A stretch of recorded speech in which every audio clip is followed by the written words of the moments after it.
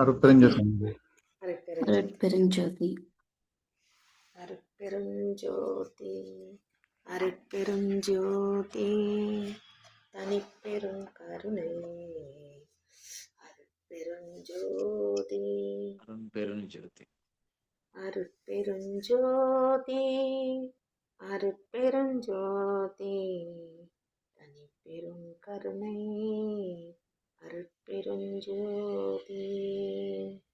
எல்லா உயிர்களும் இன்புற்று வாழ்க. வள்ளல் மலரடி வாழ்க வாழ்க. சத்குருநாதா சத்குருநாதா சமரச சுத்த சன்மார்க்க சத்ய சங்கம் அழைக்க அருள் தாத்தா. போற்றி நின் பேரருள் போற்றி நின் பெருசீர் ஆற்றலில் ஓங்கிய அருட்பெருஞ்சோதி. அருட்பெருஞ்சோதி அருட்பெருஞ்சோதி. தனிப்பெரும் கருணை. అరుట్పెరుంజ్యోతి.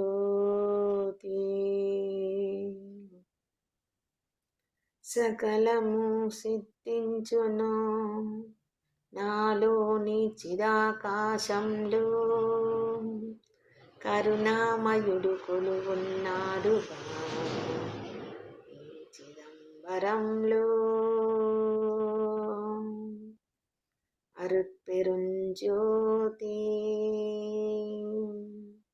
సకల జీవులు ఆనందించి ఆకలి తీరి సంతోషించి అహింసతో ఆత్మ సహోదరత్వ భావముతో అందరూ కలిసిమెలిసి జీవించాలని అందరిలోనున్న దైవ అనుగ్రహముతో అందరికీ మంచి జరగాలని కోరుకుంటూ అందరికీ శుభము కలుగుగాక. తిరుచిట్రంబలం. సర్వే జనా సుఖ సంతోష ఆనంద భవంతు. అరుట్పెరుంజ్యోతి. అరుట్పెరుంజ్యోతి. అరుట్పెరుంజ్యోతి. అరుట్పెరుంజ్యోతి.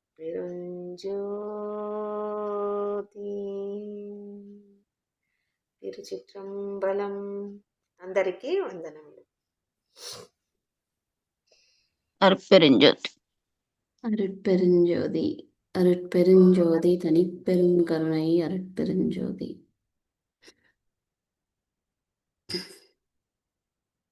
ఓకే, ఈరోజు స్టార్ట్ చేద్దాం. ఈరోజు ఏంటి విశేషం?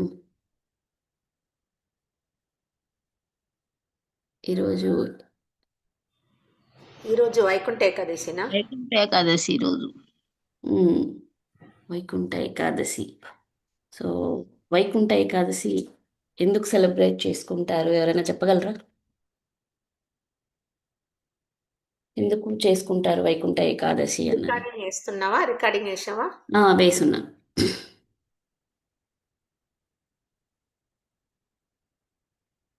ఎవరైనా చెప్పండి, వైకుంఠ ఏకాదశి ఎందుకు చేసుకుంటాము?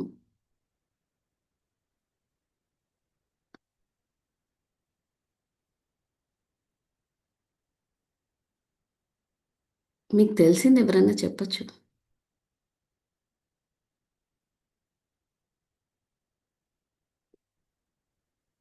అంటే ఫెస్టివల్ చేసుకుంటూ ఉన్నాం కదా, ఏంటది దానిలోని తత్వం, ఎందుకు చేసుకుంటున్నాము? ఏదైనా మీకు తెలిసిన విషయాలు షేర్ చేయండి.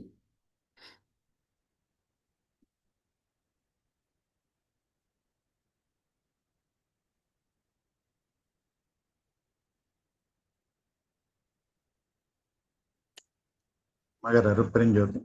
అరుట్పెరుంజ్యోతి చెప్పండి సార్. మానవ మాతృలైన మనము మన యొక్క కాలము దేవతామూర్తులైనటువంటి వారి యొక్క కాలం రెండు సరి సమానం కావు.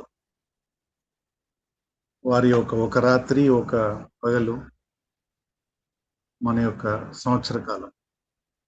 అందులో ఉత్తరాయణ దక్షిణాయన కాలములలో రాత్రి కాలాన్ని దక్షిణాయన కాలాన్ని పూర్తి చేసుకొని ఉత్తరాయణ కాలంలో అడుగెడుతున్నటువంటి మొట్టమొదటి రోజు ఈ రోజు. అదే వైకుంఠ ఏకాదశి. అంటే పగలులోకి వస్తున్నారు దేవతలు, రాత్రి నుంచి పగల్లోకి వస్తున్నారు. అంటే ఒక రోజు రాత్రి అయిపోయి పగలులోకి వస్తున్నారు. ఆ పగలు మన కాలానికి 6 నెలలు, అంటే ఉత్తరాయణ కాలం. అర్పరించదు. ఓకే. ఇంకా ఎవరైనా మీకు తెలిసిన విషయాలు?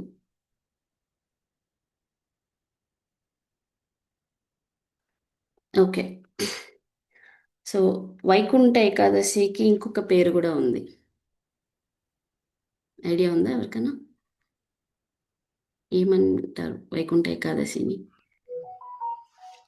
మీ వాయిస్ వినిపించలేదండి. ముక్కోటి ఏకాదశి. అమ్మగారు, ఆ, చెప్పండి sir. Mukkoti Ekadashi. Okay, Mukkoti Ekadashi. Right. ముక్కోటి అంటే ఏంటి సార్? 3 కోట్ల దేవతలనే నానుడి అంతే. ఎస్. మహర్షి సార్ ఏమో చెప్పాలనుకున్నారు, మీరు చెప్పండి అయ్యా. చెప్పండి సార్. ఒకటి. శ్రీ మహావిష్ణువు శయనించి 6 months అయిన తర్వాత నెక్స్ట్ ఉత్తరాయణం అడుగు పెట్టేటువంటి కార్యక్రమాన్ని విజయవంతంగా ఒక సెలబ్రేషన్ చేసుకుంటాము. ఇది ఉత్తరాయణ పుణ్యకాలంగా గుర్తించబడింది పూర్వకాలం నుంచి. ఓకే. యాక్చువల్గా ముక్కోటి ఏకాదశి అన్నది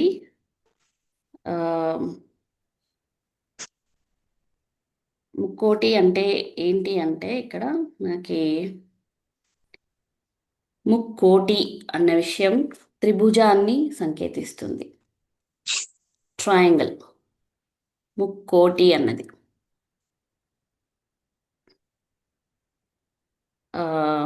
తమిళ్లో కోడు అంటారు.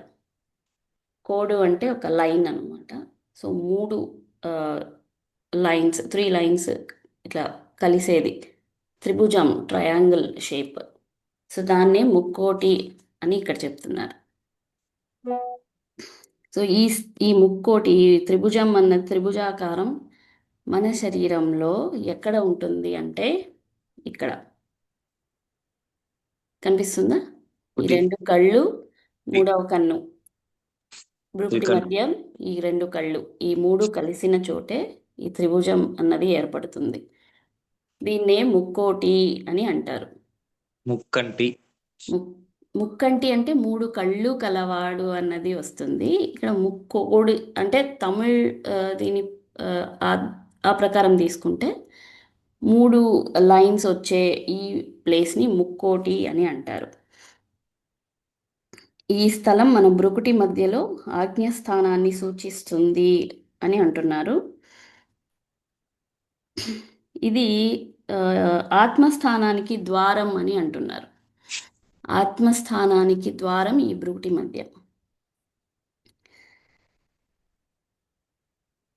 సో మనకి ఈ ముక్కోటి ఏకాదశి అన్న విషయం ఇక్కడ ఎందుకు సూచించబడుతుంది అంటే మనకి వైష్ణవ సాంప్రదాయంలో ఆళ్వార్లు ఉన్నారు, 12 మంది ఆళ్వార్లు ఉన్నారు కదా. అందులో ప్రముఖులు అయిన నమ్మాళ్వార్ని గురువుగా, అంటే ఒక వాళ్ళలో 12 మందిలో కూడా ఒక గొప్పవారిగా వైష్ణవ సంప్రదాయంలో చెప్పబడుతుందన్నమాట. సో ఆ నమ్మాళ్వార్ ఆయన ఈరోజు ఈ ముక్కోటి ఏకాదశి రోజు ఇందులో ప్రవేశించి, అంటే ఆత్మలో ప్రవేశించిన ఆ రోజు అన్న విషయాన్ని వాళ్ళు అక్కడ అంటే సెలబ్రేట్ చేసుకుంటున్నారు అన్నమాట. వైష్ణవ సాంప్రదాయంలో ఆయన అంటే ఈ 12 మందిలో కూడా ఆయనే అంతటి స్థితిని పొందినవారు అన్న దానివల్ల ఆ రోజుని వైకుంఠ ఏకాదశిగా సెలబ్రేట్ చేస్తున్నారు. ఆత్మలోనికి ఆయన ప్రవేశించారు. ఆయనకి ఇంకొక పేరు కూడా ఉంది, సడగోపన్ అంటారు. ఆయన పేరు సడగోపన్. యాక్చువల్గా సడగోపం అంటే ఎవరికైనా ఐడియా ఉందా? ఉంది. చెప్పండి సార్.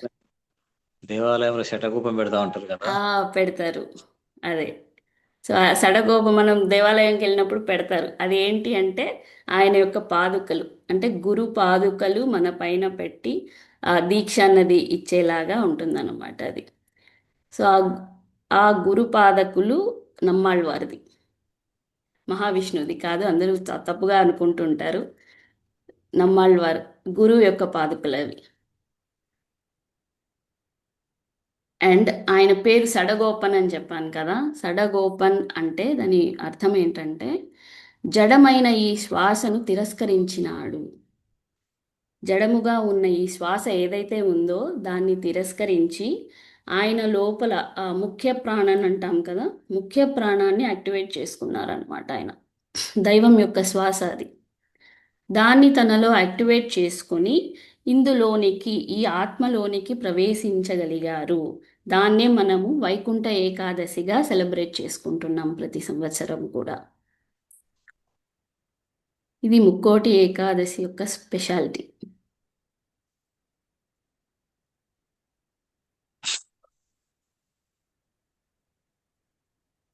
ఓకేనా? ఓకే తల్లి, అంతే. ఎక్సలెంట్, చాలా బాగా చెప్పినావు. చెప్పండి సార్, ఏదో చెప్తున్నారు.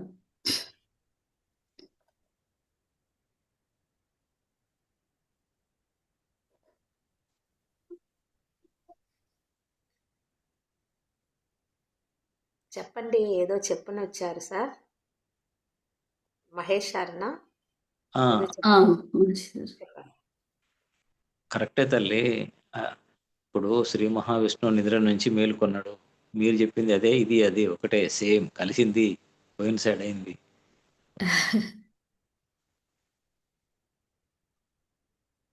అంటే మనలో ఏం జరగాలి అన్న విషయాన్ని మనం ఇక్కడ తెలుసుకుంటాం అంతే. ఆత్మ చైతన్యం వైపు అడుగులు వేస్తుంది. అవును, అదే సార్.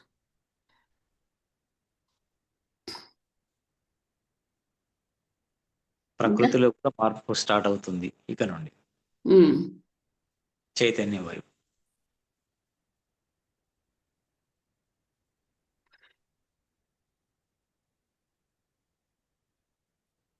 ఓకేనా? ఇంకా దీనిలోకి వెళ్దామా? ఏమైనా క్వశ్చన్స్ ఉన్నాయా?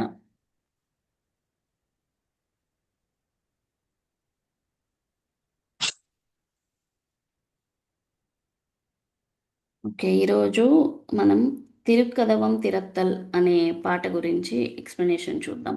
తిరుక్కదవం తిరత్తల్ అంటే తిరుక్కదవు అంటే దివ్య ద్వారం. దివ్య ద్వారం తెరుచుకొనుట. దివ్య ద్వారం అన్నప్పుడు మనకి ఈరోజు వైకుంఠ ఏకాదశి రోజు ఏ ద్వారం తెరవబడుతుంది? ఉత్తర ద్వారం. ఉత్తర ద్వారం తెరుస్తారు. ఎందుకని సార్ ఉత్తర ద్వారం ఈరోజు స్పెషల్?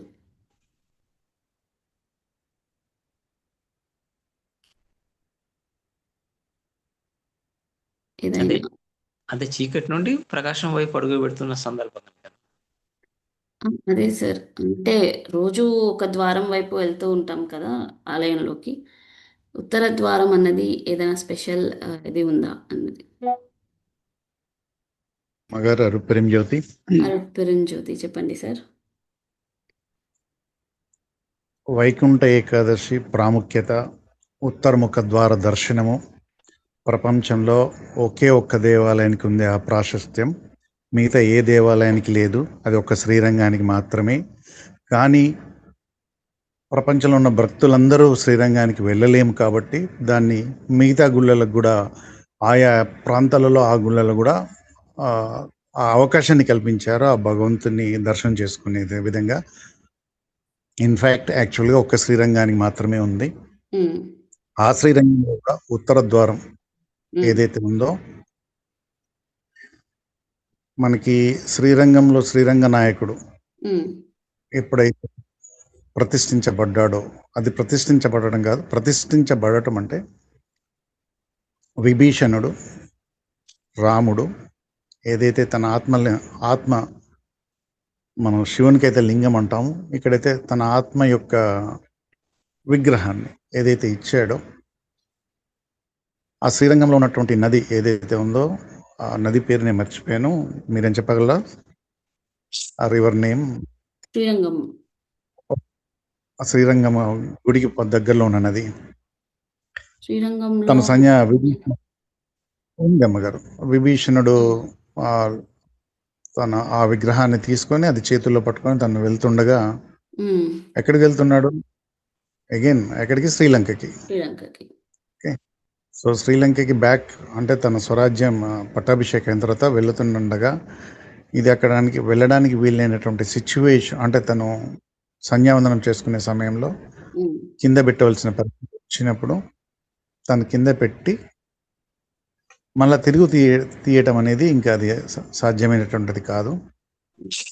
అందుకు తను బాధపడుతూ మళ్ళీ తిరిగి నేను వట్టి చేతులతో నేను శ్రీలంకకి వెళ్తున్నాను కాబట్టి నాకు తగిన పరిష్కారం ఏంటిదని కోరగా అది ఆటోమేటిక్గా అది పెట్టిన డైరెక్షన్ ఏదైతే ఉందో ఉత్తరముఖం చూస్తున్నట్టుగానే ఉంటుంది ఆ విగ్రహం. అంటే కరెక్ట్గా మన ఇండియా నుంచి శ్రీలంకనే చూస్తుంటాడు ఎప్పటికీ, ఉత్తరముఖ ద్వారంగానే ఉంటుంది అనమాట. ఉమ్, దాన్ని గమనిస్తారు. ఆ ఉత్తరముఖ ద్వారం అనేది ఏదైతే ఉందో అది ఈ విధంగా అనేది ఒకటి, ఇది ప్రాపంచిక అర్థం. తర్వాత ఇక పారమార్థిక అర్థం వేరే ఉంది. పారమార్థిక అర్థం డిస్కస్ చేసుకుందాం. ఇది ప్రాపంచిక అర్థం. ఆ పరమార్థిక అర్థమే చెప్పండి అని, మనకు అదే కావాలి కదా.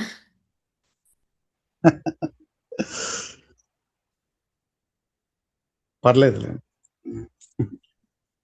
ప్రతిరోజు పారమార్థిక అర్థాలు మాట్లాడుతూనే ఉన్నాం కదా. అంటే మీరు చెప్తే షేర్ చేస్తే అందరు తెలుసుకుంటామని సార్, అంతే. మనం ఇక్కడ చెప్పండి మీరు. అంటే ఇందులో వైష్ణవ సంప్రదాయంలో ఒక విధంగా ఉంటుంది, శైవ సంప్రదాయంలో ఒక విధంగా ఉంటుంది, శాక్తేయంలో ఇంకో విధంగా ఉంటుంది, ద్వైత, అద్వైత, విశిష్టాద్వైత ఒక్కో దాంట్లో ఒక్కో విధంగా ఉంది. సో అద్వైతాన్ని విందామా, ద్వైతాన్ని విందామా, విశిష్టాద్వైతాన్ని విందామా, శాక్తేయమా, శైవమా, వైష్ణవమా, ఇవన్నిటికి దాటి మనం ఉన్నాము వల్లలారు దాంట్లో. కాబట్టి ఇవన్నిటిని మనము దాటి మాట్లాడాలి అంతే. ఇంకా అంతే. ద్వైతంలో చెప్పండి. అరుణ్ పేరు ఏంటి? కాంతి. ఇప్పుడు కాంతి రూపంకి వస్తున్నాం, ఆ అంతే. వైపు అడుగు. ఉత్తరం అన్నది ఇక్కడ ఏంటంటే బ్రైట్నెస్, కాంతి. అంటే మేడం మాకు ఇక్కడ క్రియాయోగంలో ఏం చెప్పారంటే ఉత్తరము అంటే మన జీవుడు పైకి వెళ్ళడం, ఆ, ఉత్తరంగా వెళ్ళడం అని. జీవుడు పైకి అంటే ఎదగడం అంటారు చూడండి, జీవుడు ఎదగడం అని. అంటే ఇప్పుడు దీని ప్రకారంగా మామూలుగానైతే మన యొక్క ప్రాణం పైకి వెళ్ళాలి, పైకి ఉత్తర ద్వారదర్శనం అంటారని క్రియాయోగంలో చెప్పారు. ఓకే. గానే అనిపించింది అప్పుడు. ఇప్పుడు మళ్ళీ జీవుడు ఎదగడమే ఉత్తరముఖ ద్వారదర్శనం అని ఇప్పుడు నాకు అనిపిస్తుంది మేడం. విన్న సబ్జెక్ట్ చెప్తున్నాను. అంటే మనం జనరల్ గా వెళ్ళే ఆ దర్శనం, ఆ ద్వారం అన్నది ఏది? ఈస్ట్ వైపుకి ఈస్ట్ నుంచి వెళ్తాం కదా. ఈస్ట్ అంటే తూర్పు కదా మేడం. తూర్పు నుంచే కదా. అంటే నార్మల్గా రోజు జరిగే ప్రాసెస్ అయితే తూర్పు నుంచి వెళ్ళేదే కదా సార్. మీరు కొంచెం క్లారిఫై చేయాలి ఈ విషయం.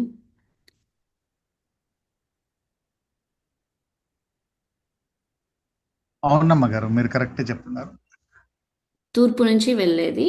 సో ఈరోజు వైకుంఠ ఏకాదశి రోజు ఉత్తరం వైపు నుంచి వెళ్తున్నాము అంటే ఇక్కడ ఎలా చెప్తున్నారు అంటే రోజు జరిగే ప్రాసెస్ అంటే మన శరీరంలో తీసుకుంటే ఇట్లా కింద నుంచి మూలాధారం నుంచి ఒక్కొక్క స్టెప్ పైకెక్కుతూ పైకి వస్తూ ఉంటాం. ఉత్తరముఖ దర్శనం అన్నప్పుడు ఏంటంటే ఇక్కడ బురుకుటి మధ్య నుంచి డైరెక్ట్గా ఇక్కడి నుంచి వెళ్ళి దర్శనం, భగవంతుని దర్శనం చేసుకోవడం అన్నది ఇక్కడ తెలియజేయబడుతుంది అనమాట. అందుకే మనకి వల్లలారు కూడా మనకి డైరెక్ట్ ఇక్కడి నుంచే మనకి సాధన అన్నది ఇచ్చారు. అంటే మేడం ఇక్కడ ఏంటంటే ప్రాణం అనేది ఇక్కడ నుండి అంటే మృకుటి మధ్య నుంచి సహస్రారం వెళ్ళాలి నిరంతరం. అవును అవును రూటి మధ్యం నుంచి సహస్రారం వెళ్ళేదే ఉత్తర ద్వార దర్శనం అన్నది. అంటే ఆ, రోజు జరిగే ప్రాసెస్ కాకుండా ఇక్కడ ఫాస్ట్గాను షార్ట్ కట్లో వెళ్తుంది అనమాట. ఉమ్. సో ఆ ప్రాసెస్నే ఇక్కడ మనకి వైకుంఠ ఏకాదశి రోజు ఉత్తర ముఖ దర్శనంగా చూపిస్తున్నారు. ఓకే మేడం, ఈ క్రియాయోగంలో ఆ ప్రాసెస్ కూడా చేపిస్తారు మేడం, చెప్తారు. ఉమ్. మనకి కూడా వల్లలారు బ్రూటి మధ్యంలో ఫోకస్ చేయమనే కదా చెప్పారు. సో ఇది ఒక షార్ట్ కట్ వే అన్నమాట లోపల దైవాన్ని రీచ్ అవ్వడానికి కోసం. అది అమ్మగారు, సార్ చెప్పండి సార్. మీరు వైష్ణవ సంప్రదాయంలో ఆల్వాల్లార్, ఆ మొదటి ఆల్వాల్లార్ గురించి చెప్పారు. అతను జడ వాయు అనే పదం ఉపయోగించారు. మళ్ళీ ఒక్కసారి దాన్ని రిపీట్ చేస్తారు. ఆయన పేరు నమ్మాళ్వారు ఉన్నారు కదా సార్, నమ్మాళ్వార్ పేరు సడగోపన్ అనమాట. సడగోపన్, సడం అంటే జడం అనమాట. సో జడమైన ఆ శ్వాసను ఆయన తిరస్కరించారు. తిరస్కరించి అందులో ఆయనలో ఉన్న ముఖ్య ప్రాణన్, ఉపనిషత్తుల్లో అంతా వస్తుంది కదా ముఖ్య ప్రాణన్ అని, ఆ ముఖ్య ప్రాణాన్ని ఆయన తన లోపల యాక్టివేట్ చేసుకున్నారనమాట. ముఖ్య ప్రాణన్ అన్నది దైవం యొక్క శ్వాసగా చెప్పబడుతోంది.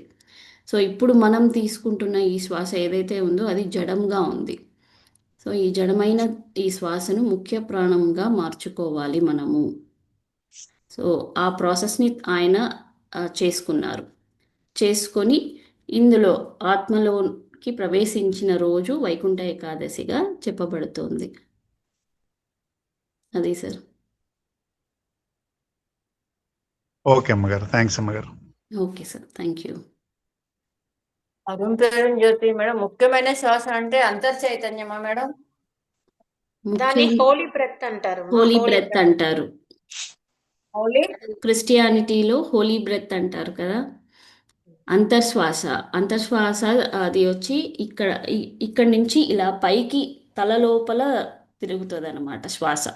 కింద నుంచి పైకి లోపల జరిగేది అంతర్శ్వాస, సుషుమ్న శ్వాస అంటాము. ఈ సుషుమ్న శ్వాస ఇంకా ఇక్కడి నుంచి పైకి వెళ్ళి ఇక్కడ ఈ తల చుట్టూ ఇలా తిరుగుతుంది అనమాట. ఇప్పుడు దాన్ని ముఖ్య ప్రాణన్ అంటారు. ఇప్పుడు మనం ఆ విధంగా మన బాడీ లోపల యాక్టివేషన్ జరగాలి, అంతేనా మేడం? అవును మేడం, మన లోపల జరగాలి. సుషుమ్నానే కాకుండా ఈ సుషుమ్న అనేది మృకుటి మధ్యలో నుంచి సహస్రాలం వెళ్తూ మన తల వైపు చుట్టూతా రౌండ్. మన ఇక్కడే నుదుటి లోపలే జరుగుతుంది. దాంట్లో ఉత్తరంలో వచ్చి వడలూరులో మనకి ఎഴുవార్ మేడే అని ఉంటుంది. అది ఉత్తరంలోనే ఉంటుంది. ఎഴുవార్ అన్నప్పుడు ఏంటంటే మన శ్వాస ఎప్పుడైతే ఆ రీజియన్ని, ఆ ప్లేస్ని చేరుకుంటుందో అప్పుడు మనం ఒకవేళ మరణం సంభవించినా కూడా ఆ శ్వాస అక్కడికి చేరుకుంటే తిరిగి మనం అక్కడి నుంచి అంటే మరణం నుంచి మళ్ళీ లేవగలము అన్నది అక్కడ సూచిస్తుంది. అందుకే ఎഴുవార్ మేడై అంటే లేవగలము అన్నది అక్కడ.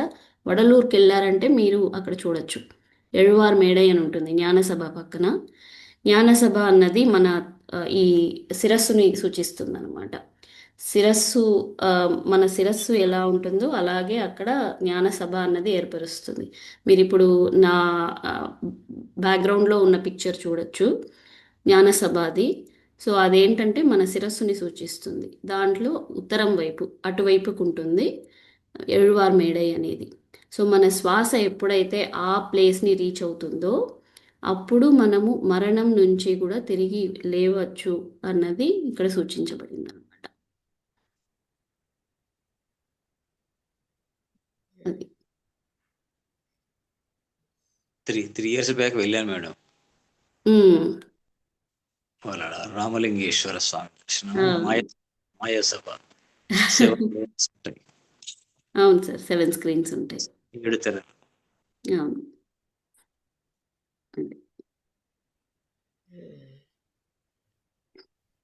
అమ్మగారు, చెప్పండి సార్. జడవాయువుకు మీరు ఇచ్చే అర్థం ఏదైతే ఉందో, పంచ ప్రాణాలైనటువంటి పంచవాయువులైనటువంటి ప్రాణ, వ్యాన, అపాన, సమాన, ఉద్దాన వాయువులు, వాటి యొక్క ఫంక్షన్స్ ఏవైతే ఉన్నాయో ఆ ఫంక్షన్స్ని మనం ఎప్పుడైతే బుర్కుటి అంది వరకు తీసుకురావటం ఎప్పుడైతే ఆ ప్రాణశక్తిని, పంచవాయువులను ప్రాణశక్తిగా ఉపయోగిస్తూ, అపానవాయువును కూడా అరికట్టి దాన్ని కూడా ప్రాణశక్తిగా ఉపయోగిస్తూ, పంచప్రాణాలు ఏవైతే ఉన్నాయో ఆ పంచవాయువులు ఇప్పుడు ఏదైతే అనుకున్నామో వాటిని బుర్కుటి అందుకు వద్దకు తీసుకురావటం, అంటే తీసుకురావటం అని కాదు, ఇండైరెక్ట్గా ఆ జరుగుతుంది. చైతన్యం, ఆ పంచవాయువులు ఏవైతే ఉన్నాయో వాటిని, ముఖ్యమైనది పంచవాయువులు కూడా మళ్ళీ ప్రాణవాయు యొక్క సబ్ డివిజన్స్ ఇండైరెక్ట్లీ.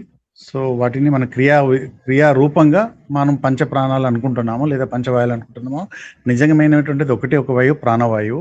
కానీ క్రియాబద్ధంగా ఒక్కొక్కటి ఒక్కొక్క క్రియ చేస్తుంది. ఉద్దాన వాయువు, సమాన వాయువు. సమాన వాయువు అంటేనే మన ఆరోగ్య పరిస్థితులకు మనకి ఆయుర్వేదంలో వస్తుంది. అపాన వాయువు అంటే మన అందరికీ తెలుసు, గుదముఖంగా. వ్యానము, ప్రాణము, అపానం, ఉద్దానం అంటే మన మాట యొక్క శక్తిని బట్టి.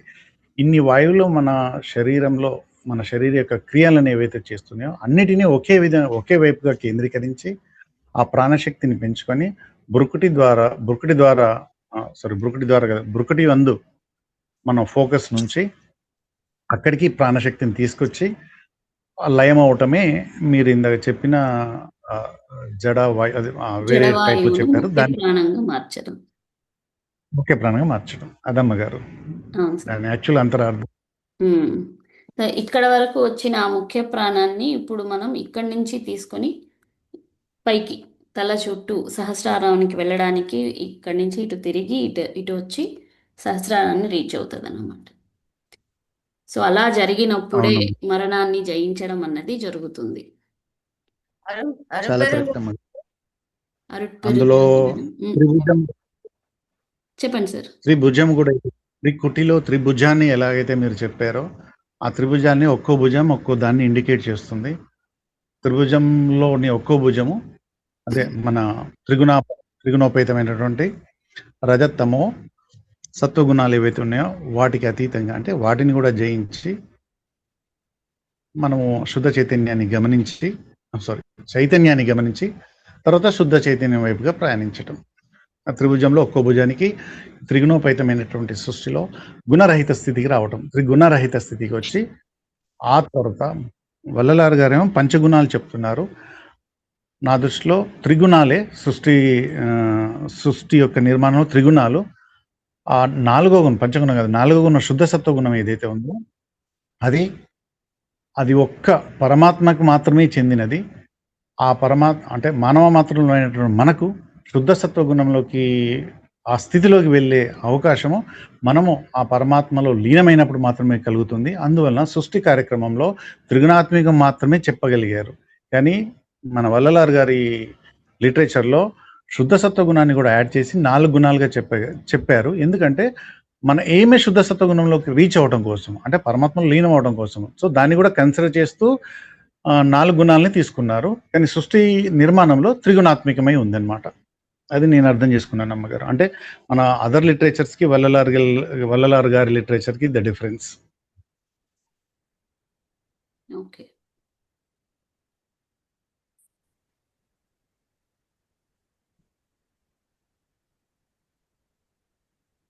Okay sir, thank you. Madam మీరు ఏదో చెప్పడానికి వచ్చారు, రత్నమాల మేడం. మేడం నేనా ఏదో చెప్పడానికి వచ్చాను మేడం. ఏదో ఇందాక ఏదో మాట్లాడారు ఇందులో.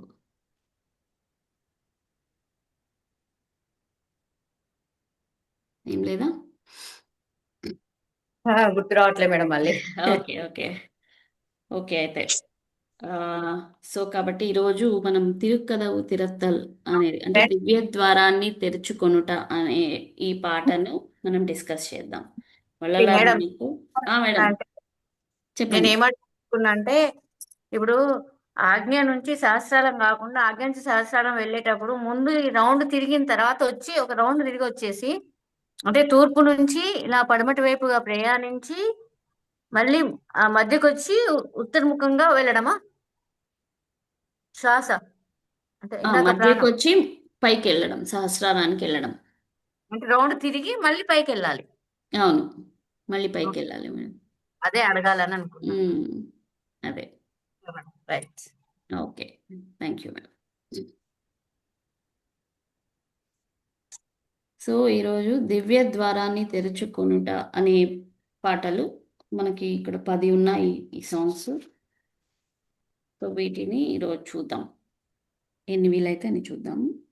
సో మొదటి పాట, திருக்கதவம் திறவாயோ திரைகள் எல்லாம் தவிர்த்தே திருவருளாம் பெருஞ்சோதி திருவுரு காட்டாயோ உருக்கி அமுதூற்றெடுத்தே உடம்பு உயிரோடு உளமும் ஒளிமயமே ஆக்குற மெய் உணர்ச்சி அருளாயோ கருக்கருதா தனிவடிவோய் நின்னை என்னுட்கலந்தே கங்குல் பகல் இன்றி என்றும் கழித்திடச் செய்யாயோ செருக்கருதா அருளும் சித்திபுரத்தரசே సిద్ధశిఖామణియే ఎన్ తిరునడ నాయగనే.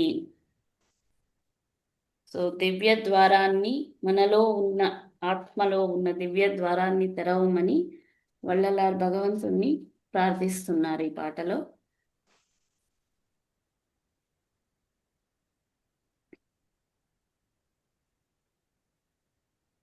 అలా తెరుచుకుంటే, ఆత్మలో ఉన్న ఆ ద్వారం ఏదైతే ఉందో అది తెరుచుకోగలిగితే అక్కడ ఏం జరుగుతుందంటే మరణం అన్నది జయించబడుతుంది. అంటే ఆత్మస్థితికి చేరుకున్నంత వరకు కూడా మరణం అన్నది ఉంది. లోనికి ఆ ద్వారం ఏదైతే ఉందో దాన్ని తెరుచుకొని లోపలికి ప్రవేశించిన తరువాతే మరణం అన్నది జయించబడుతుంది. మరణాన్ని జయించి భగవంతుని చేరుకోవడం అన్నది అప్పుడే జరుగుతుంది.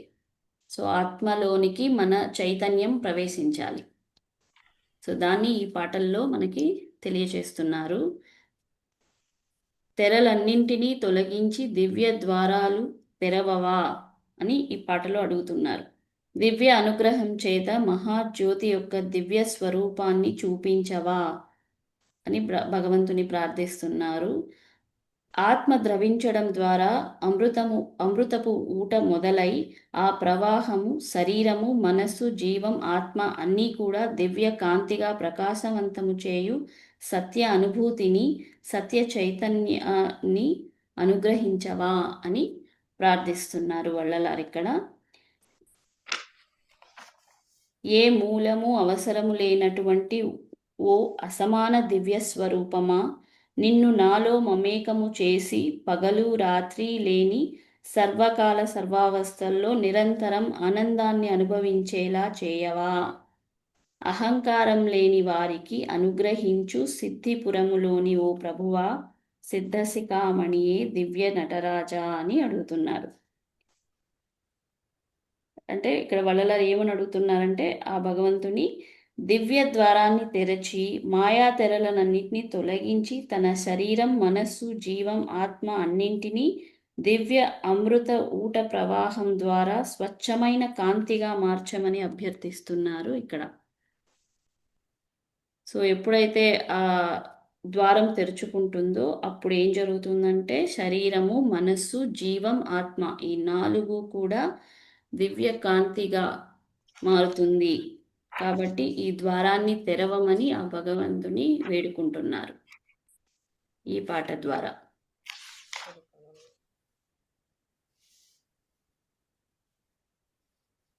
ఏమన్నా డౌట్స్ ఉన్నాయా ఇందులో?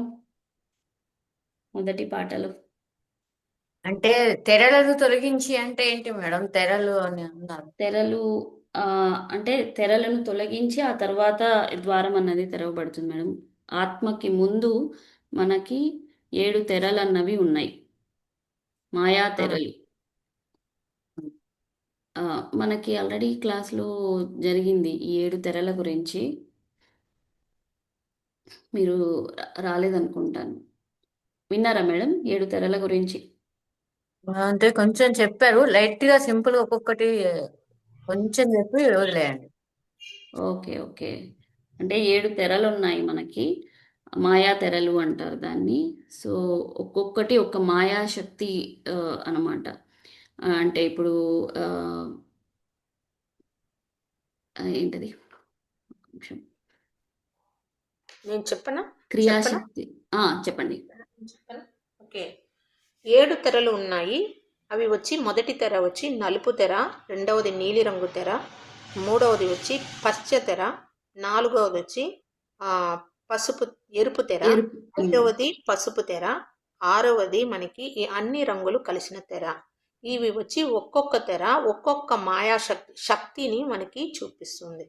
మొదటిది మన అన్ని కలిసిన తెర అంటే ఇది వచ్చి డిసెండింగ్ ఆర్డర్లో చూసినట్లయితే మనము ఫస్ట్ ఉండేది ఆదిశక్తి. అది ఆదిశక్తి నుంచిదా మిగిలిన ఇది శక్తులు అన్నీ కూడా దిగి వస్తుంది. ఆ ఆదిశక్తినే మనము ప్రకృతి మాయ అని అంటాం. అంటే ఈ స్తరాలన్నీ కూడా మాయను సూచిస్తుంది. అయితే ఒక్కొక్క తెర ఒక్కొక్క మాయను సూచిస్తుంది అనమాట. మనకి దాంట్లో మనకి శుద్ధ అశుద్ధ మాయ అని ఈ మాయలు ఉంటాయి.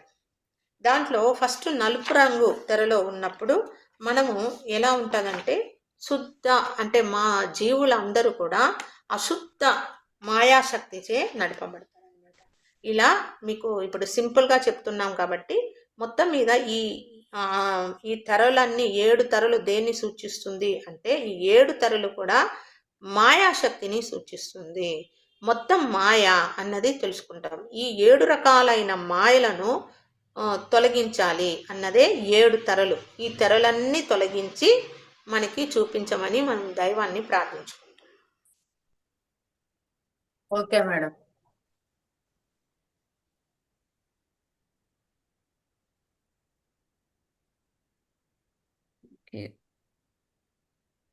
నెక్స్ట్ వెళ్దామా? వెళ్దాం మేడం. மணிக்கதவம் திறவாயோ மறைப்பையெல்லாம் தவிர்த்தே மாற்றறியா பொன்னே நின் வடிவது காட்டாயோ கணிக்கறியா பெருநிலையில் என்னோடு நீ கலந்தே கரை கடந்த பெரும்போகம் கண்டிடச் செய்யாயோ தனிக்கறியா காதல் மிக பெருகுகின்ற தரசே தாங்க முடியாதினி என் தனித்தலைமை பதியே திணிக்கலையாதியெல்லாம் பணிக்க வல்ல சிவமே సిద్ధసిగామణియే ఎన్ తిరునడ నాయగనే. ఓ మణిద్వారమా నీవు తెరచుకోవా అని అడుగుతున్నారు వల్లలారు. మరపునంతా తొలగించి ఓ కొలవలేని స్వచ్ఛమైన బంగారమా, మాత్రర్యా పొన్ని అంటున్నా. అంటే ఇంత అన్న కొలత మనం కొలవలేనంత స్వచ్ఛంగా ఉన్న బంగారం అని భగవంతుని వర్ణిస్తున్నారు. నీ రూపాన్ని నాకు చూపించవా, ఆ కొలవలేని మహోన్నత స్థితిలో నాలో ఐక్యమై అపారమైన మహదానందాన్ని పొందేలా చేయవా. అంతులేని అపారమైన ప్రేమ ఉప్పొంగుతోంది ఓ ప్రభువా, ఇక తట్టుకోలేకున్నాను. నా అద్వితీయ పరమ గురువా, సకల కళలన్నింటినీ శాసించగల దైవమా. కళలు అంటే ఇక్కడ తత్వాలు. సకల కళలన్నింటినీ శాసించగల దైవమా, ఇక ఈ నిరీక్షణను భరించలేను, త్వరగా వచ్చి ఈ ద్వారాన్ని తెరువు అని ప్రార్థిస్తున్నారు వల్లలారు. ఇక్కడ మరపునంతా తొలగించి అంటున్నారు. అంటే ఇప్పుడు మనకి మరపు అన్నది ఉంది, మరపు ఉంది కాబట్టే జన్మ అన్నది ఉంది. సో ఇక్కడ మరపుని తొలగించడం అంటే ఈ జననం మరణం వీటి నుంచి పూర్తిగా విముక్తి చెందడం. మరపునంతా తొలగించి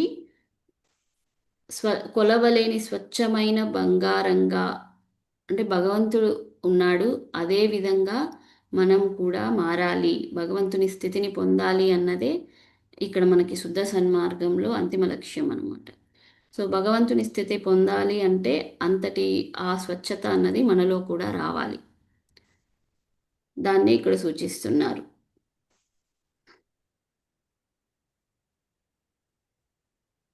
సో అది ఈ పాటలో. సార్ చెప్పండి సార్. మిస్టేక్, నేను డిస్కనెక్ట్ అయ్యాను ఇందాక. మన లతా అమ్మగారు మాయాశక్తి శుద్ధ అశుద్ధ మాయ అని చెప్తున్నారు. అందులో ఆ 7 తెరల నుంచి శక్తి క్రియాశక్తి అది చెప్తుండగా నేను డిస్కనెక్ట్ అయ్యాను. ఆ 7 ఒక్కసారి నేను నోట్ చేసుకుంటాను. మేడం లత మేడం. ఆదిశక్తి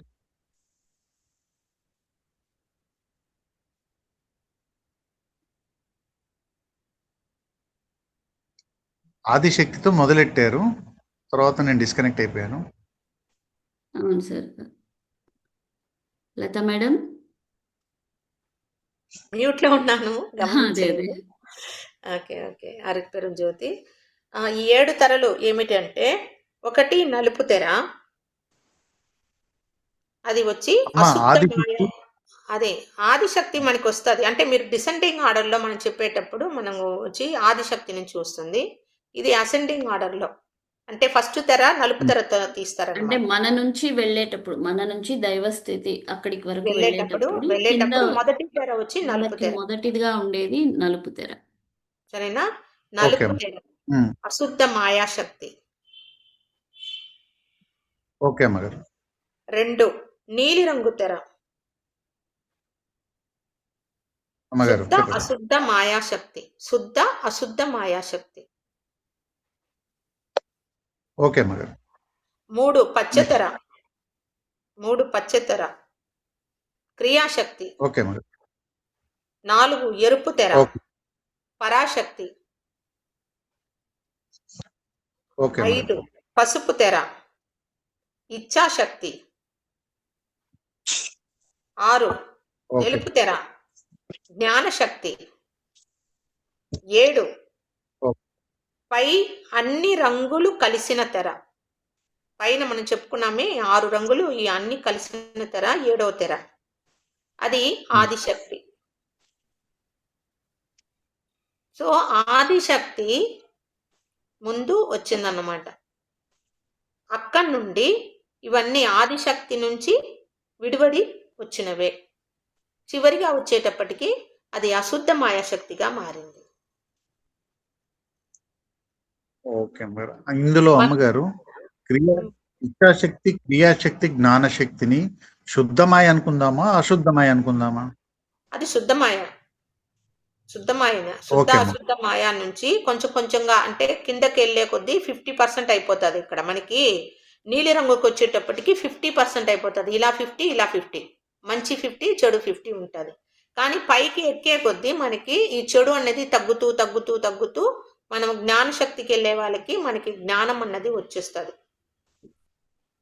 పూర్తి జ్ఞానం 100%గా అక్కడికి 90%కి అలా వెళ్ళిపోతుంటాం. పెరుగుతూ వస్తుంది జ్ఞానం. పెరిగే కొద్దీ శుద్ధ శక్తి పెరుగుతూ వస్తుంది మనలో. ఓకే, ఓకే అమ్మగారు. అర్థమైందా? ఓకే. తర్వాత మనం ప్రతి విషయంలో ఒక చిన్న సందేహము. మనము ఆత్మ జీవాత్మ రెండుగా చెప్పుకుంటున్నాం కదా. ఆత్మ జీవాత్మ రెండుగా ఉన్నాయా, లేక ఆత్మ యొక్క ప్రతిబింబమే జీవాత్మన? కొంచెం క్లారిటీ ఇస్తారా అమ్మగారు? యాక్చువల్లీ మనము ఒకటిగా ఉన్నాము.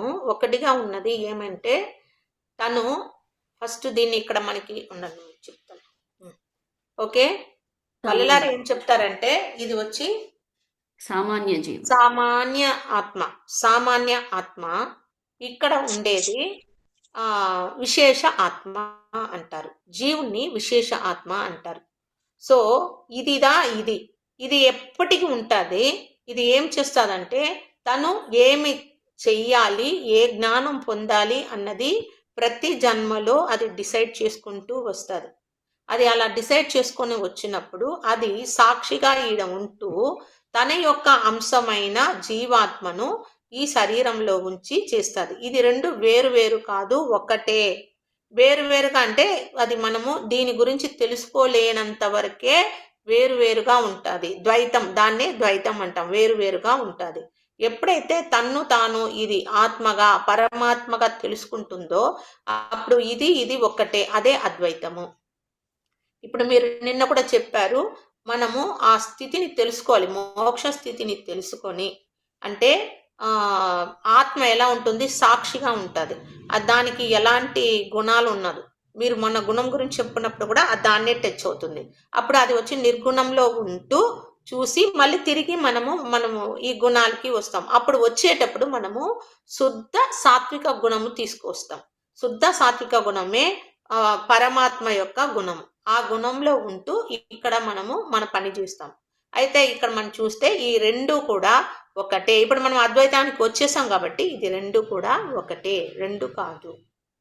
అర్థమైందా సార్? చాలా కరెక్ట్గా వివరించారు అమ్మగారు. థ్యాంక్స్ అమ్మగారు. థ్యాంక్ యూ ఆరోగ్యం. ఇంకొక విషయం కూడా చెప్తారు మనకి వల్లలారు. ఎప్పుడైతే జీవాత్మ జన్మ తీసుకోవడానికి వస్తుందో అప్పుడు ఆత్మ నుంచి జీవాత్మ అన్నది వెలువడ్డం అంటే దానికి ఇంకో కనెక్షన్ ఉంటుంది. ఒక చాలా మైల్డ్ కనెక్షన్ అన్నది ఉంటూ ఇక్కడ జీవాత్మ స్థిరపడి ఉంటుంది అనమాట. మన ఈ సామాన్య జీవుడు అనబడే ఈ ఆత్మ ఏదైతే ఉందో అది ఇక్కడ ఉండి, జీవాత్మ ఇక్కడ ఉండి అది జన్మలో ఏమేం చేయాలో అన్నీ చేస్తూ అనుభవాల్ని తీసుకొని మళ్ళీ మరణ సమయంలో ఏమవుతుంది అంటే ఇక్కడున్న జీవాత్మ మళ్ళీ వెళ్ళి ఆత్మలోకి మళ్ళీ చేరుతుంది అంటారు వల్లలారు. ఇక్కడ నుంచి అది లాగేసుకుంటుంది, ఆత్మ అన్నది లాగేసుకొని అక్కడే ఉంటుంది. ఎంత కాలం అన్నది ఎవరు కూడా డిఫైన్ చేయలేరు. అది దాని యొక్క కర్మ ఫలితం కావచ్చు, దాన్ని బట్టి అది ఎంతకాలం ఆ శరీరంలో ఇక్కడే ఉంటుంది అన్నది నిర్ణయించబడుతుంది. ఆ తర్వాతే ఇక్కడి నుంచి అంటే ఆ శరీరం వదిలి ఇంకో శరీరానికి వెళ్తుంది. అందుకే శరీరాన్ని కాల్చకూడదు అన్నది కూడా ఒక రీజన్గా చెప్తారు. అలా దాన్ని మట్టిలోనే పెట్టినప్పుడు అది దాని టైం ఎప్పుడు వెళ్ళాలి అన్నప్పుడు అది వెళ్ళిపోతుంది, అదే వెళ్ళిపోతుంది. కాల్చినప్పుడు మనం బలవంతంగా దాన్ని బయటికి నెట్టేస్తాము, అది పాపము అంటారు. ఇక్కడ జన్మ తీసుకున్నప్పుడు బయటకి వచ్చినప్పుడు అది వేరుగా ఉన్నప్పటికీ అది మళ్ళీ దానిలోనే కలుస్తుంది అనమాట. అమ్మగారు, మనం వచ్చినప్పుడు శుద్ధ చైతన్య ఆత్మగానే వచ్చాము. ఆత్మ యొక్క ప్రతిబింబమే జీవాత్మని మనమే క్రియేట్ చేసుకున్నాము, దానికి అన్ని అవలంబించుకున్నాము. తర్వాత తిరిగి వెళ్ళినప్పుడు ఆ జీవాత్మగా ఏదైతే మనం అవలంబించుకున్నామో దానిని తెలుసుకొని మళ్ళా శుద్ధ చైతన్య ఆత్మని ఎరిగి ఈ జీవాత్మతో కూడి ఉన్నటువంటి మలినాలన్నిటినీ నిర్మూలించుకొని శుద్ధ చైతన్యం ఏ విధంగా అయితే వచ్చామో దాన్ని తెలుసుకున్న నాడే పరమాత్మను చేరుకున్నట్టు అని నేను అనుకుంటున్నాను. అంతేనా? కొంచెం అని చెప్తారా? అక్కడ జీవాత్మ భగవంతుడు క్రియేట్ చేయలేదు, అది మనం క్రియేట్ చేసుకున్నది. మనం వచ్చినప్పుడు శుద్ధ చైతన్య ఆత్మగానే వచ్చాం అని నేను అనుకుంటున్నాను అమ్మగారు. శుద్ధ చైతన్య ఆత్మగా వచ్చి జన్మ తీసుకోలేదు సార్. జన్మకి కారణం మనలో ఉన్న ఆ మలినమే అంటారు వల్లలారు. అహంకార మలినం ఏదైతే ఉందో ఆది మలంగా చెప్పబడుతోంది, అది ఉన్నందువల్లే జన్మ అన్నది తీసుకోవడం జరుగుతుంది. శుద్ధ చైతన్యంగా ఉంటే అక్కడ జన్మ అవసరం లేదు. ఆల్రెడీ శుద్ధ చైతన్యంగా ఉంటే మనకి జన్మ అన్నది అవసరం లేదు కదా. ఎందువల్ల జన్మ అవసరం అవుతుంది అన్నప్పుడు ఇక్కడ ఆది మలమైన అహంకారం ఉంది కాబట్టే జన్మ అన్నది అవసరం అయ్యింది అన్నారు వల్లలారు. కరెక్టే అమ్మగారు. అంటే జీవాత్మగా వచ్చాం, మనము ఆత్మగా రాలేదు. అలా ఆత్మకే ఆది మలం ఉంది అంటారు వల్లలారు. జీవాత్మకి కాదు. జీవాత్మకి 3 మలాలు ఉన్నాయి. మలత్రయం అనేది జీవాత్మకు ఉంది. ఆత్మకి ఏకమలం ఉంది, అదే అహంకారం. అహంకారానికి ఆ మలం ఉంది ఆత్మకి అహంకారం అనే మలం ఉంది కాబట్టే జన్మ తీసుకోవడానికి అది జీవాత్మగా వచ్చింది అన్నది వల్లలారు చెప్తారు. ఆత్మ ఆల్రెడీ ప్యూర్ గా ఉంటే దానికి జన్మ అవసరం లేదు కదా సార్. ఆ శుద్ధ చైతన్యంలో అలాగే ఉండిపోవచ్చు. ఇప్పుడు మళ్ళీ ఈ ప్రాసెస్ అంతా ఎందుకు జరుగుతోంది? స్వచ్ఛం చేసుకోవడానికే ఇవన్నీ జరుగుతోంది. ఆల్రెడీ అది స్వచ్ఛంగా ఉంటే ఇవన్నీ అవసరం లేదు, ఈ ప్రాసెసే అవసరం లేదు, అలా ఉండిపోవచ్చు. నేను చెప్పనా కొంచెం? చెప్పండి మేడం. ఓకే, యాక్చువల్లీ వచ్చి ఈ ఆత్మ ఫస్ట్ ఎలా పుట్టింది మనకి తెలుసుకుంటే మనకి ఇక్కడ మీకు క్లారిటీ వస్తుంది. ఓకే, మనము అంతా ఆ దైవం నుంచి విడివడి వచ్చాం, అవునా? ఇక్కడ ఎప్పుడైతే విడిపడ్డామో అక్కడ ఏమైపోతుంది అంటే ద్వైతం వచ్చేస్తుంది. ద్వైతం వచ్చినప్పుడు నేను అన్నది అంటే అది కూడా అహంకారమే, నేను అన్నది అహంకారమే అని చెప్తాం. ఆ అహంకార మలము ఏర్పడింది ఆత్మలో. అప్పుడు ఈ ఆత్మ దీన్ని తొలగించుకొని శుద్ధం అవ్వాలి. ఓకే, అయితే అప్పుడు శుద్ధం అవ్వడం కోసం అది ఏం చేస్తుంది అంటే తన యొక్క అంశంగా జీవాత్మను ఈ శరీరంలో పంపించి అది ఏం చేస్తుంది, ఏం చేయాలో ఆ పని చేస్తూ అనుభవాలు పొందుతుంది. ఈ అనుభవాలన్నీ ఎక్కడ పోయి చేరుతుంది అంటే తిరిగి ఇక్కడ ఆత్మలోనే పోయి చేరుతుంది. మనం అంటాం కదా, ఆత్మ అంటేనే మన mind, sub conscious mind, unconscious mind అని చెప్పుకుంటుంటాం కదా. మనకి తెలియని విషయాలు ఉన్నాయి, వాటిలో పోయి చేరుతాయి. అన్నీ కూడా అక్కడ పోయి మనకి స్టోర్ అవుతుంది. ఎలా అయితే కంప్యూటర్లో మనం అన్ని విషయాలు స్టోర్ చేసి పెడతామో అలా ఇవన్నీ మైండ్లో అవుతుంది అనమాట. ఇది జన్మలు తీసుకునేటప్పుడంతా ఈ జీవాత్మ ఏదై ఉందో దాన్ని ఏమన్నాం, విశేషాత్మ. ప్రతిసారి అది వస్తుంది, మళ్ళీ ఏం చేస్తుంది, ఈ ఆత్మలో పోయి లయమవుతుంది. తాను ఏం చేసిందో తప్పులన్నీ అక్కడ చూసుకుంటుంది, తిరిగి దాన్ని కరెక్ట్ చేసుకోవడానికి మళ్ళీ జన్మ తీసుకుంటుంది. ఇలా వస్తూ పోతూ ఉంటుంది జీవాత్మ. కానీ పరమాత్మ అన్నది స్టాండర్డ్గా ఉంటుంది. అది ఎప్పుడు అక్కడే ఉండి దీని యొక్క అనుభవాలన్నీ స్టోర్ చేసి ఇదిగో ఇది నువ్వు చేసావు, ఇది నువ్వు చేసావు, ఇదిగో ఇదిగో అని చూపిస్తూ అది మార్చడానికి రెడీ చేస్తూ ఉంటుంది. సో ద్వైతం ఎక్కడైతే స్టార్ట్ అవుతుందో అక్కడ అహంకారం స్టార్ట్ అవుతుంది. సో ఇక్కడ ఆత్మస్థితిలోనే దానికి అహంకారం స్టార్ట్ అయింది కాబట్టి దానికి ఏకమలము ఉంది. అయితే జీవుడిగా అది భూమి మీద వచ్చినప్పుడు కర్మలు చేయాలి కదా. అయితే అది ఏ కర్మ చేస్తుందో దాని ఫలితాన్ని అనుభవిస్తుంది కాబట్టి అది కర్మ మలం అని అంటాం. ఓకేనా. రెండవది, భూమి మీద వచ్చిన తర్వాత మాయ అన్నది కంపల్సరీ. మనం కదా చెప్పుకున్నాం కదా, దిగి రావడం. దిగి వచ్చినప్పుడు చివరిగా అశుద్ధ మాయ శక్తికి కూడా మనము గురి అవుతాం అన్నమాట. ఇవన్నీ పనిచేస్తాయి మనలో అశుద్ధ మాయాశక్తి, అశుద్ధ మాయాశక్తి ఇవన్నీ కూడా మనలోనే పనిచేస్తాయి. ఆ విధంగా మనల్ని నడిపిస్తుంది. ఓకే.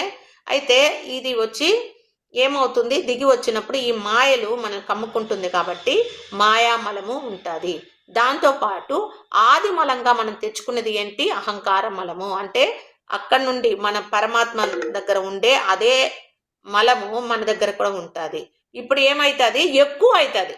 భూమికి వచ్చిన తర్వాత అన్నిట్లోనూ అహంకారం వచ్చి అహంకార మాయ ఎక్కువ అవుతుంది. సో ఈ మూడు జీవుడికి ఉంటుంది.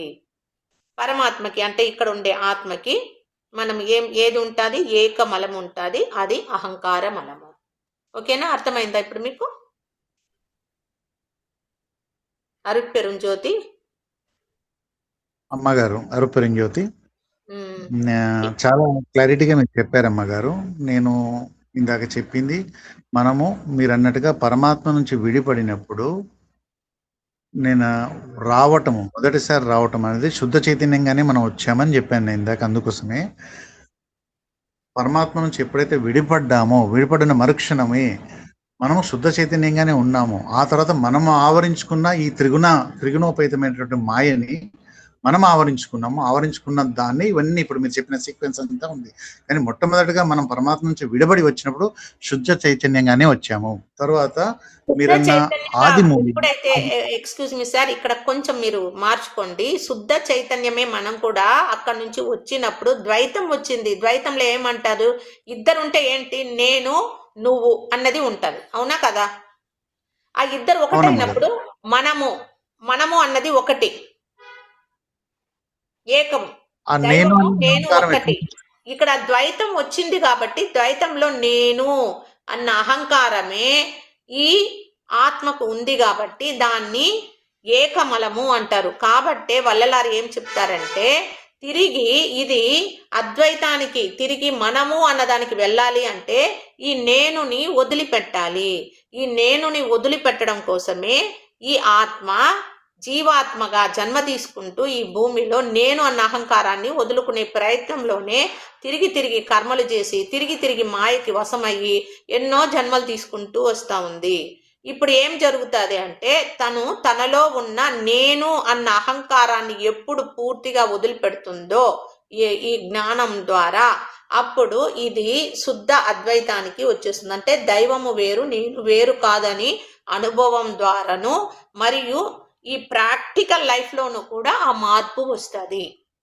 ఇప్పుడు అర్థమైందా? మీరు వచ్చి మీలో కొంచెం మీరు ఏం లేదు, త్రిగుణాలకి దీనికి అసలు ఇక్కడ సంబంధం లేదు. ఇక్కడ మనము మాయ గురించి చెప్పుకుంటున్నాము, కర్మ గురించి చెప్పుకుంటాం, మలాల గురించి చెప్పుకుంటున్నాం. త్రిగుణాలు వేరు, మాయ వేరు, మళ్ళీ ఈ 3 మలాలు వేరు. ఈ 3 మలాలని గురించి చెప్తున్నాం. మలము అంటేనే అశుద్ధము అన్నది ఇక్కడ సన్మార్గంలో మనం చెప్పేది. మీరు ఏం చేస్తారంటే ఇవి క్లాస్ వినేటప్పుడు ఈ మైండ్లో వచ్చి కొంచెం ఇవన్నీ పక్కకు పెట్టండి, కావాలన్నప్పుడు తీసుకుంటాం. ఇప్పుడు మనం కంప్యూటర్లో ఆన్ చేస్తాము, ఒక్కొక్క ప్రాజెక్ట్ ఒక్కొక్క పక్కకు పెట్టేసుకుంటాము, మనకి ఎప్పుడు ఏది కావాలో అది తీసుకుంటాం కదా, అలా తీసుకోండి. ఇక్కడ కన్ఫ్యూజ్ అవ్వద్దు. ఈ కన్ఫ్యూజ్ వల్ల మనకి ఏమవుతుందంటే మళ్ళీ కొంచెం ఇదవుతుంది, అది అండర్స్టాండ్ కాదు. వల్లనారు చెప్పేది టోటల్ డిఫరెంట్. ఇక్కడ మనకి గుణాల గురించి ఆయన చెప్పలేదు. ఈయన ఇక్కడ చెప్పేది ఏమిటి అంటే మలాలు. మలం మీన్స్ అశుద్ధము. ఓకేనా? ఎప్పుడైతే అశుద్ధము మనకి అంటేస్తుందో ఆ అశుద్ధమును శుద్ధం చేసినప్పుడే మనం శుద్ధము అవుతాము, శుద్ధి అవుతాము. అప్పుడే శుద్ధ సన్మార్గంలో శుద్ధ చైతన్యంగా మారుతాం. ఇప్పుడు అర్థమైందా? బాగుంది అమ్మగారు, చాలా క్లారిటీ ఉంది. ఒక్కటే సందేహాన్ని నిర్వర్తించింది. ఆ నేను అనే అహంకారం లేకపోతే మలము లేదా ఆది మలము, దానికి కారణభూతం ఎవరు, ఎక్కడి నుంచి వచ్చింది అది? సార్ దానికి కారణభూతం అంటేనే ఎప్పుడు విడిపడతామో అప్పుడు నేను నువ్వు అన్నది వస్తుంది కదా సార్. దాన్ని ఎలా మనం వెళ్తాం? ఇది ఎలా వస్తుందంటే కోడి నుంచి గుడ్డు వచ్చిందా, గుడ్డు నుంచి కోడి వచ్చినంత కథగా అవుతుంది. అర్థమైందా? దాని నుంచి ఒకటి విడిపడినప్పుడే అక్కడ రెండు అని ఉండేటప్పుడే నేను నువ్వు. అర్థమైందా? ఓకే అమ్మగారు. ఇది ఒకటి అన్నది అద్వైతము, ఒకటి రెండు అయినప్పుడు ద్వైతము, అంతే. ద్వైతానికి వచ్చేసింది. ద్వైతానికి వచ్చినప్పుడు అహంకారం మాయ దాంట్లో పనిచేస్తుంది. పిల్లలు కూడా చెప్తారు కదా, దైవంగా వాళ్ళు 3 సంవత్సరం వరకే వాళ్ళు దైవ స్థితిలో ఉంటారు. 3 సంవత్సరం తర్వాత మాయ పని చేయడం స్టార్ట్ చేస్తుంది, అహంకారం పని చేయడం చేస్తుంది వాళ్ళలో. చూడండి, అది వరకు బిడ్డలు ఏది అడిగినా ఇచ్చేస్తుంటారు. బిడ్డలు ఆ ప్రేమ ఉంటుంది వాళ్ళలో, దైవంగానే ఉంటారు. ఆ తర్వాత చూడు, ఇది నాది, ఇది మా అమ్మ, ఇది మా నాన్న, ఇది మా ఇంటిది, ఇది నాది, ఇది అని నాది నాది అని ఎక్కడ తీసి పెట్టుకుంటుందంటే అహంకారం వచ్చినప్పుడే. 3 సంవత్సరాల తరువాత మీరు గమనించి చూడండి పిల్లల్ని. 3 సంవత్సరం వరకు మీలో అది ఉండదు పెద్దగా బిడ్డలు. ఒకవేళ అలా ఉన్నా అది వాళ్ళ ఇంట్లో వాళ్ళ యొక్క ప్రేరణ వల్ల అది జరిగి ఉంటుంది. లేకపోతే దేవుడి యొక్క ఇది పూర్తిగా 3 సంవత్సరాల బిడ్డ వరకు ఉంటుంది.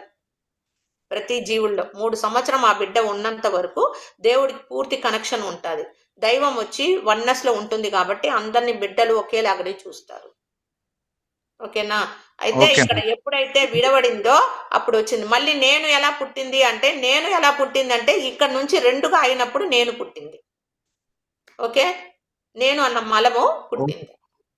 అర్థమైందా? అంటే మనకు ఏంటంటే, అంటే ఓవరాల్ గా మనం అర్థం చేసుకుంది ఏంటంటే, పరమాత్మ నుంచి విడిపడిన మరుక్షణమే అద్వైతం నుంచి ద్వైతంలోకి వచ్చాము. అహంకారం మలం అనేది అప్పుడే స్టార్ట్ అయిపోయింది.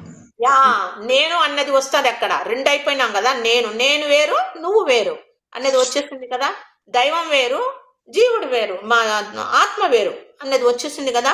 అప్పుడు నేను అన్న మలము అంటింది దాన్ని, అక్కడే పుట్టింది. ఇప్పుడు అర్థమైందా? ఓకే ఓకే అమ్మ, okay, thank you. అరుట్పెరుంజ్యోతి.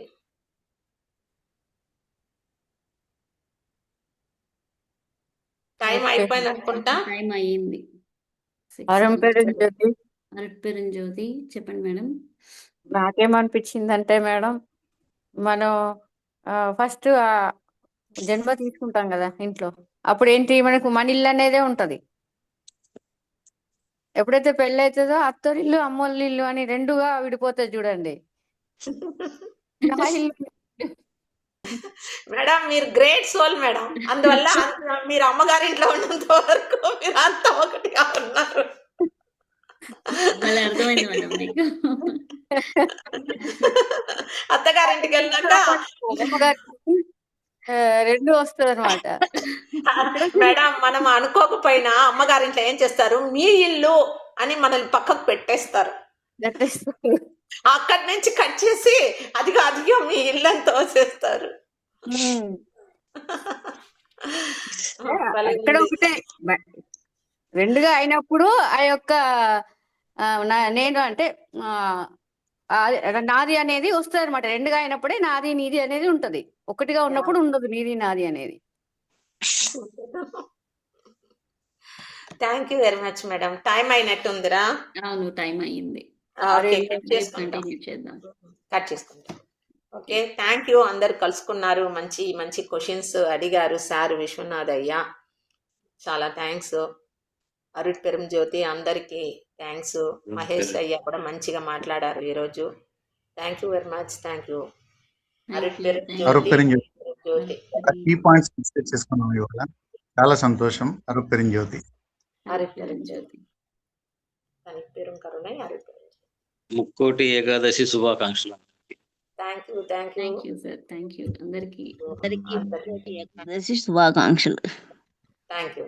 Thank you. అరుట్ పెరం జ్యోతి. అరుట్ పెరం జ్యోతి.